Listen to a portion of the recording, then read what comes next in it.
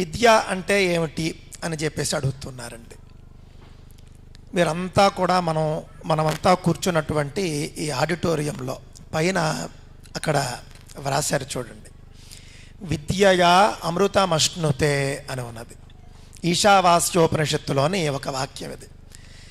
ప్రపంచంలో ఏ మతము కూడా విద్య గురించి ఎంత అద్భుతంగా మాట్లాడదు. సనాతన ధర్మం ఒక్కటే మాట్లాడుతుంది. ఏమిటి అని అంటే, ఈశావాస్యోపనిషత్తులో అవిద్యయా మృత్యుం తీర్త్వా విద్యయామృతమశ్నుతే అని ఉంటుందండి. ఈశావాస్యోపనిషత్తు వాక్యం ఇది, శుక్లయజుర్వేదం. విద్యయా అమృతమశ్నుతే అన్నారు.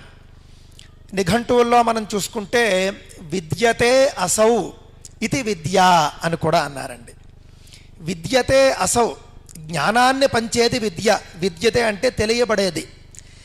దేని వలనైతే మనకు జ్ఞానం వస్తుందో, లేదా భగవంతుడు తెలియబడతాడో, లేదా ఒక అంశాన్ని ఒక జ్ఞానాన్ని మనకు తెలియజేసేదే విద్య. అంటే స్పష్టంగా విద్య అంటే ఏమిటయ్యా అంటే జ్ఞానాన్ని ఇచ్చేది అని మనకు అర్థమవుతున్నది.